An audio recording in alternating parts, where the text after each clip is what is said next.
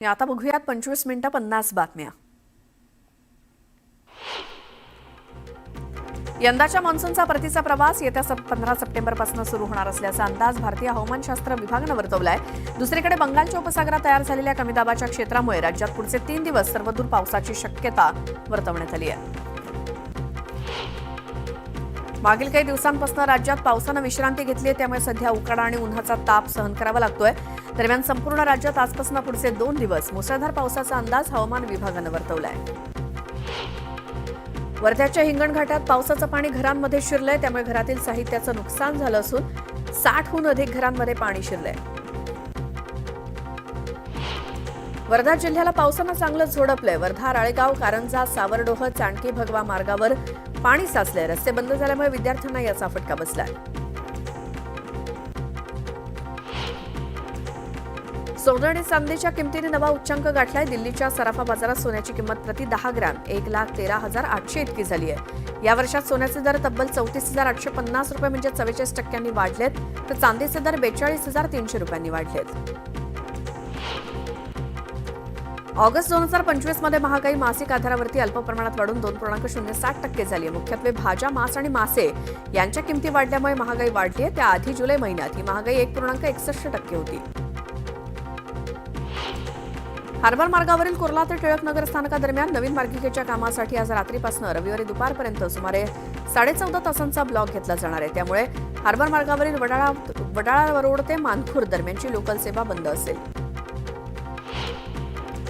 वाहतुकीसाठी प्रभादेवी पूल बंद करण्यात आलाय, त्यामुळे या मार्गावरील एसटी महामंडळाच्या बसेसच्या मार्गात देखील बदल केलेला आहे. बदललेल्या मार्गात एसटीचा प्रवास काही किलोमीटरनं वाढणार असल्यामुळे एसटीच्या तिकीट दरात सुद्धा वाढ होणार आहे.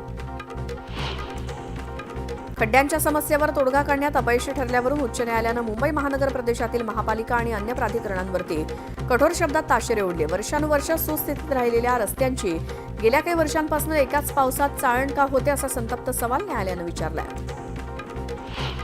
पुण्यातल्या ससून रुग्णालयातील चतुर्थ श्रेणी कर्मचाऱ्यांची 354 पदं भरली जाणार आहेत. यासाठी भरती प्रक्रिया सुरू असून 26,000हून अधिक उमेदवारांनी अर्ज केलेत. यात कक्षसेवक पदाच्या 165 जागांसाठी सर्वाधिक 14,246 अर्ज आलेत. नरिमन पॉइंट इथल्या विधान भवनाजवळील भूखंडावरती आता रिझर्व्ह बँक ऑफ इंडियाची इमारत उभी राहणार आहे. मुंबई मेट्रो रेल कॉर्पोरेशननं हा 16,842 चौरस मीटर क्षेत्रफळाचा भूखंड 3,472 कोटी रुपयांना आरबीआयला दिलाय.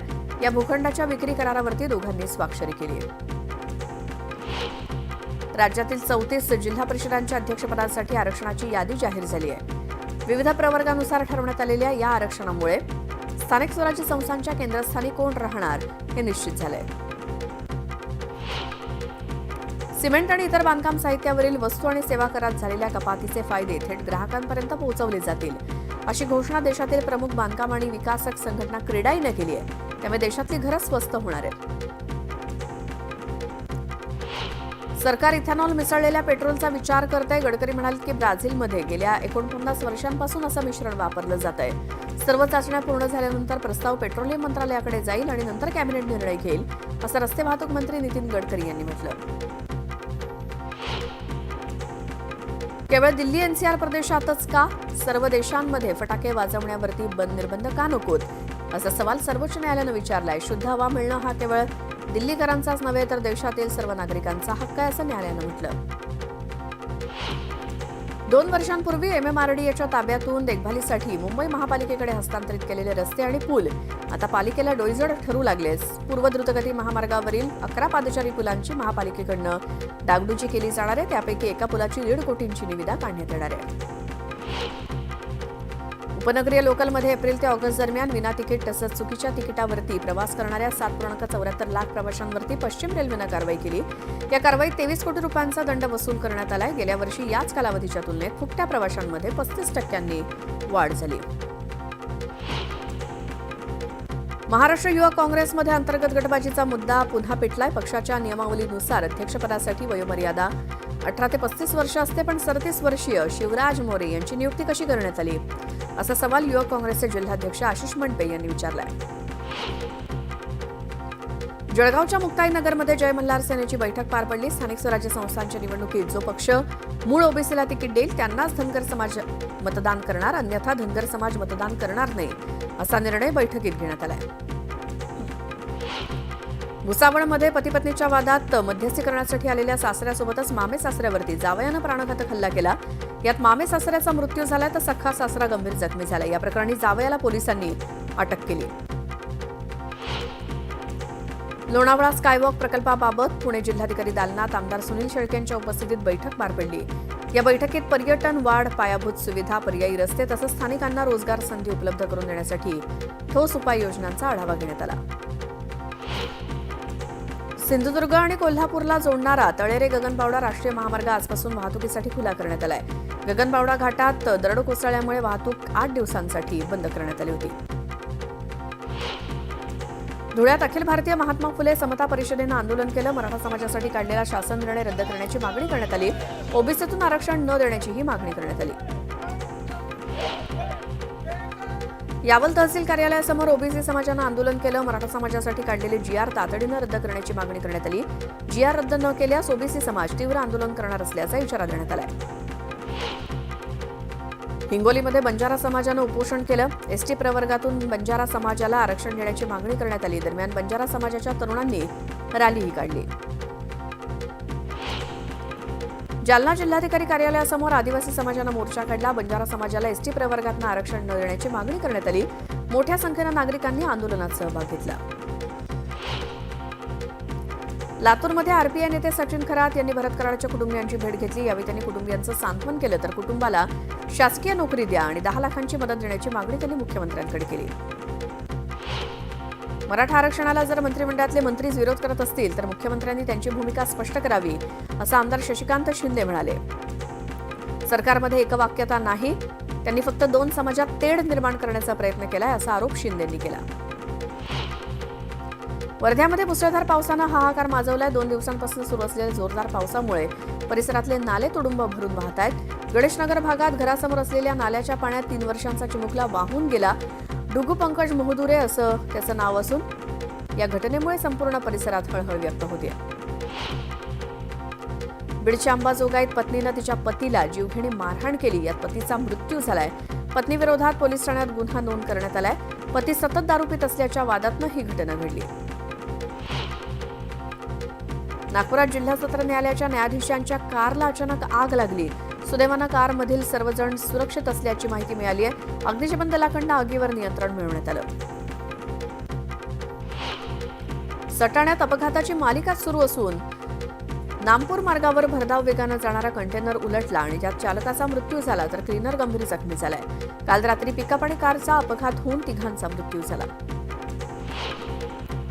सोयगावमध्ये वन्यजीव प्रेमींनी मोर्चा काढला. अजगराची हत्या करणाऱ्यावरती कठोर कारवाई करण्याची मागणी करण्यात आली. दरम्यान तहसीलदारांना निवेदन देखील देण्यात आलं.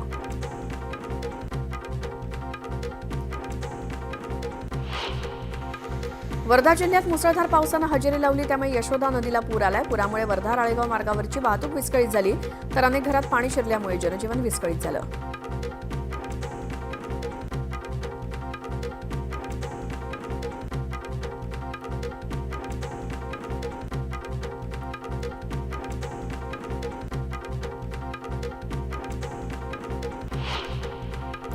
चंद्रपूर जिल्ह्यात मुसळधार पावसानं हजेरी लावली. सतत पावसामुळे बरोरा, चिमूर या तालुक्यातील ग्रामीण भागात अनेक मार्ग बंद झाले. दरम्यान दुकानांमध्ये पाणी शिरल्यानं व्यापाऱ्यांचं मोठं नुकसान झालंय.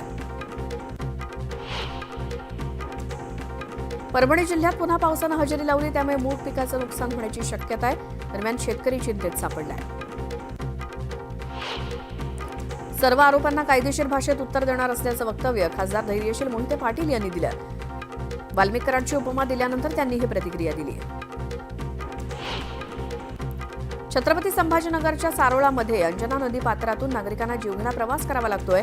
वारंवार पूल बनवण्याची मागणी केल्यानंतरही प्रशासनानं दुर्लक्ष केल्याचा आरोप करण्यात आलाय. तातडीनं पूल बनवण्याची मागणी करण्यात आली. वर्धा जिल्ह्यात सोयाबीन पिकावर येलो मोझॅक रोगाचा प्रादुर्भाव झालाय. त्यामुळे पिकांचं मोठं नुकसान झाल्यामुळे शेतकरी चिंतेत सापडलाय. तातडीनं नुकसान भरपाई देण्याची मागणी करण्यात आली. जळगावच्या पाचोरा तालुक्यात हवामान बदलामुळे मोसंबीचं मोठं नुकसान झालंय. त्यामुळे मोसंबी उत्पादक शेतकरी चिंतेत सापडलाय. प्रशासनानं पंचनामे करून नुकसान भरपाई देण्याची मागणी शेतकऱ्यांनी केली. रायगडच्या महाडमध्ये सावित्री नदीचं पाणी काळसर येत असल्यामुळे नागरिकांमध्ये भीतीचं वातावरण आहे. नदीचं पाणी प्रदूषण मंडळाकडून तपासणीसाठी पाठवण्यात आलंय.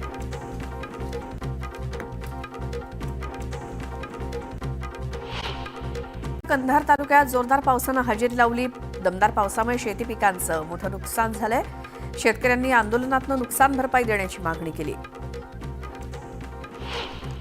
चंद्रपूर जिल्ह्यात यंदा अतिवृष्टीमुळे शेतकऱ्यांचं मोठं नुकसान झालंय. जिल्ह्यात वर्धा, वैनगंगा आणि इतर नद्यांच्या पुरामुळे शेतीचं मोठं नुकसान झालंय. दरम्यान पंचनामे करून तातडीनं नुकसान भरपाई देण्याची मागणी नागरिकांनी केली. परभणीच्या रामनगर तांडामध्ये चाकूचा धाक दाखवत 12 वर्षीय मुलीवरती अत्याचार करण्यात आले.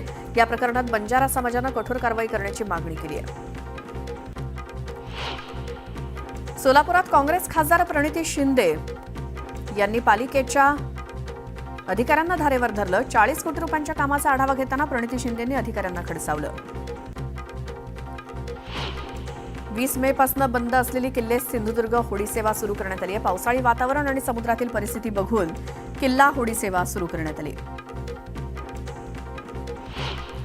वर्धा जिल्ह्यात 2 दिवसांपासून पडणाऱ्या पावसामुळे जनजीवन विस्कळीत झालंय. कारंजा तालुक्यातील सावरडोह जवळच्या खडक नदीत दुथडी भरून वाहत असल्यामुळे माणिकवाडा मार्ग हा वाहतुकीसाठी सध्या बंद करण्यात आलाय.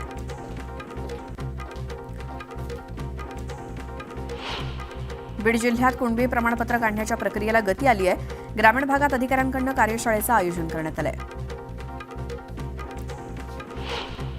सातारा जिल्ह्यातील कास पुष्प पठार पर्यटकांसाठी 4 सप्टेंबरपासून खुलं झालंय. फुललेल्या विविध दुर्मिळ फुलांचा रंगोत्सव बघण्यासाठी देशभरातूनच नव्हे तर परदेशातून देखील मोठ्या संख्येनं पर्यटक इथे येतात. अकोल्यात अल्पवयीन मुलीवर अत्याचार करणाऱ्या आरोपीला कठोर शिक्षा देण्याच्या मागणीसाठी मोर्चा काढण्यात आला. जिल्हाधिकारी कार्यालयावरती सकल हिंदू समाजाकडून मोर्चा काढण्यात आला. सुशीला कार्कींकडे नेपाळच्या पंतप्रधानपदाची जबाबदारी देण्यात आली. नेपाळमध्ये हिंसाचाराच्या घटनेनंतर सत्तांतर झालंय. सोशल मीडियावरती बंदी घातल्यामुळे तरुणांनी हिंसाचार केला होता. उपमुख्यमंत्री एकनाथ शिंदे यांनी उपराष्ट्रपती CP राधाकृष्णन यांची भेट घेतली. राजधानी दिल्लीमध्ये दोघांमध्ये चर्चा झाली. E20 मिश्रणाविरुद्धची सोशल मीडिया मोहीम ही राजकीयदृष्ट्या मला लक्ष्य करण्यासाठी पैसे देऊन केलेली मोहीम असल्याचा गंभीर आरोप रस्ते आणि वाहतूक मंत्री नितीन गडकरींनी केला. सोशल मीडियावरती जी मोहीम चालवण्यात आली त्यात काही तथ्य नाही असं गडकरींनी म्हटलं. 34 जिल्हा परिषदांमधील अध्यक्षपदाचं आरक्षण जाहीर झालंय. स्थानिक स्वराज्य संस्थांच्या निवडणुकीबाबत हालचालींना वेग आलाय. बिहारमध्ये काँग्रेसनं सोशल मीडियावरती मोदींच्या मातोश्रींचा AI निर्मित व्हिडिओ पोस्ट केलाय. त्यामुळे भाजपनं आंदोलन करत याचा निषेध केला. भाजप कार्यकर्त्यांनी घोषणाबाजी केली.